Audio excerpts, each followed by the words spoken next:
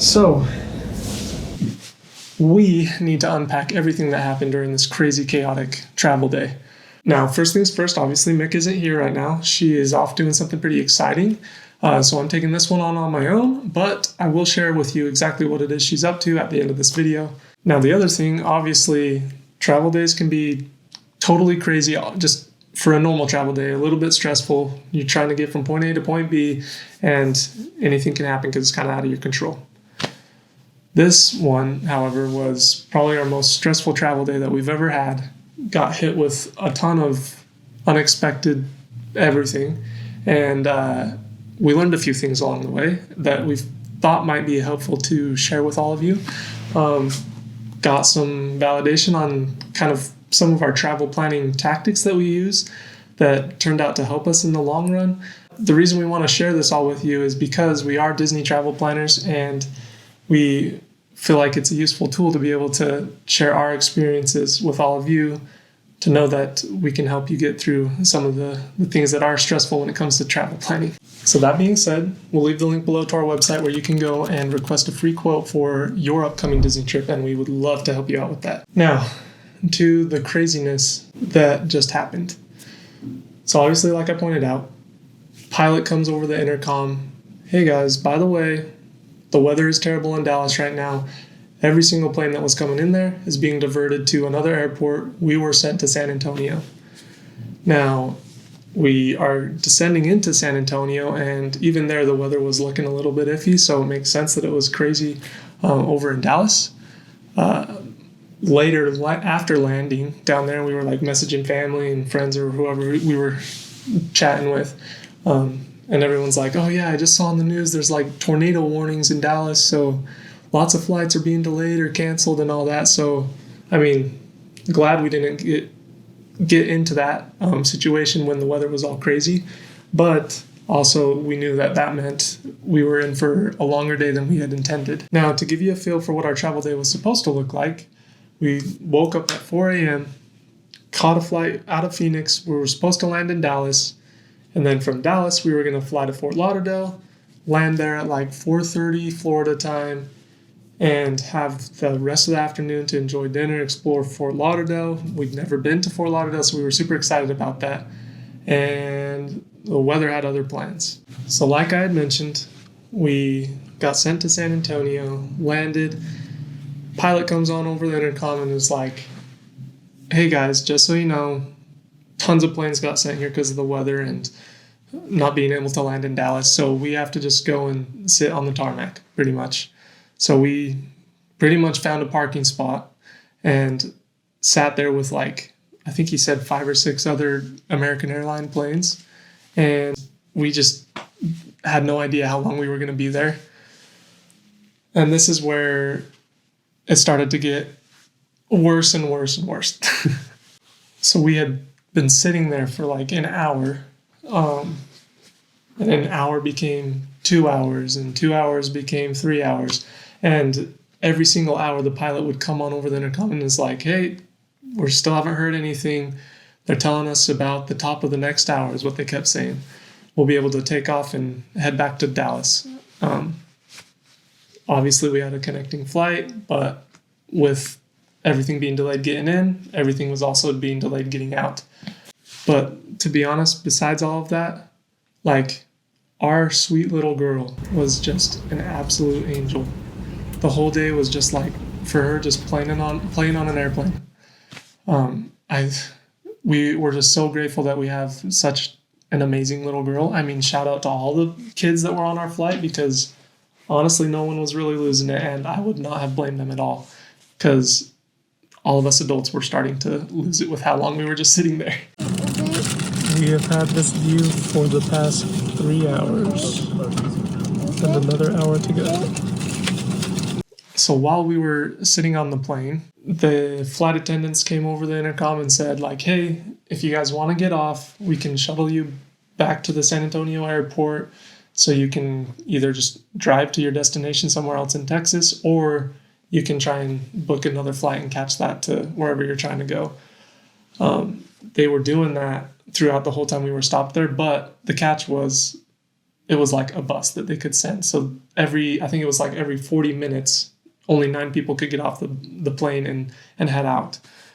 Now, initially we were like, oh, we'll be fine. We'll just get to Dallas and catch the flight whenever it comes to Florida, because we don't have to get onto the cruise till tomorrow.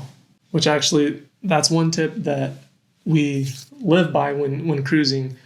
Always fly the day before if you have to fly. Because like today, you don't know what could happen. And if you miss that cruise ship, good luck, because chances are you just miss your whole trip. Now, brings me to the second point. Super grateful we buy like travel insurance. You can get that as part of your package with Disney Cruise Line. Luckily, we did not have to use it, but we had that peace of mind knowing that we weren't going to lose all the money we spent on this trip. So as time kept passing, we were still sitting on this airplane. We were like, you know what? Maybe we should consider getting off and trying to catch a flight just to Miami or to Fort Lauderdale, just so we know that we're going to be getting there and not having to deal with not catching a flight once we get back to Dallas, The moment came where we got the notification on our app that the flight from Dallas to Fort Lauderdale had been delayed so much that it actually got canceled. So we had no flight yet to go from Dallas to Fort Lauderdale. So we were like, you know what, if our other flight's getting canceled, let's book one here in San Antonio, get off the plane, and get moving. Now, unfortunately, by this point, everyone else had the same idea, and we're just lining up down the aisle. And like I said, only like 9 people were getting off at a time. So it got to the point we were on the plane for like 4.5 hours, and realized that we were not going to get off this plane, and we were not going to catch any other flight that we booked. So we were able to cancel the extra flight we booked and not have to deal with that. And we were just crossing our fingers. The amount of prayers we said that day were crazy, that we would be able to somehow get to Florida to catch our cruise the next day. So finally, after that long wait, lots of playing little games with our daughter and chatting with the people around us, we were finally moving on the runway, and were able to take off and fly into Dallas. It was super interesting because as we were approaching Dallas, the pilot's like, hey, look out your window. This is the weather that has been holding us up. This is why everything's been getting canceled. And it did look super eerie. I mean, in the distance, you could see the super dark clouds that had passed through the area, and it just looked like some terrible weather. So it makes sense why all of this has been happening. Once we got into Dallas area, we had to do a few of those like kind of circle around until we finally got our turn to land out on the runway. Luckily, we finally had that opportunity. They were able to land us. We got off the plane, which lasted 4 hours longer than we had planned to be on that airplane. So now at this point, we're sitting in the Dallas airport, got some food, and we pulled up our phones to just check on our flight, make sure everything was okay going from Dallas to Miami. And that's when it hit us. This is our biggest lesson that we learned and we're taking away from our trip. So I don't know about all of you, but we love using credit card points to travel. If you're already spending money and able to convert that into points that you can use for travel, we often just use it for our flights. We both had some credit card points that we could use towards our flights for this trip to kind of cover everything. Biggest lesson we've learned: even if it saves you the money, it may not be worth the headache if flights get canceled and everything, if you have to book tickets separately. So long story short, me and Annie were booked on one account, and Mick had to get booked on a separate account. That being said, they were totally separate reservations, and worst news ever, we found out it was actually just me and Annie that got booked from Dallas to Miami. Mick actually got booked from Dallas, a long layover in DC, and then to Miami the next morning. So that's when a little more stress started to set in, because we don't want to get split up. Mick's new scheduled flight was scheduled to leave in 10 minutes. So we kind of knew that wasn't going to happen. Plus, we were just like, no way, we're not. After the stressful day we've had already, we're not going to split up. Now, if you've ever been to the Dallas airport, you know that it is just gigantic. And with all the delays and everything, it was a madhouse. Now, there was one employee that I went up to talk to, and I was like, hey, can we somehow like get together on the same flight so we can travel as a family? And that's when we started to get the runaround. Now, they have this like a tram system, kind of like the monorail at Disney World. We had gotten this like back and forth for so long that it was really coming down to our only option was for all of us to get onto this flight and really just hope that it would work out and we could all just get to Miami that night. Because this flight left from Dallas at like 10 or 11. I can't remember, but it was scheduled to get into Miami at 1:30 a.m. So it was, and we were looking, obviously, as you would, the whole time at different flights if we could just book something to get us all there. It was like the last flight that could possibly get us there before the cruise, because everything else was either booked, canceled, or like they just had nothing going out of Dallas. So we are at this point pretty broke down, and we're just like, oh my gosh, we're gonna miss our cruise. We're not gonna be able to see our friends that we so badly wanted to go see and have this cruise with. Plus, just after a stressful day, it's like the last thing that you want is for this all not to work out, you know? So we're sitting there.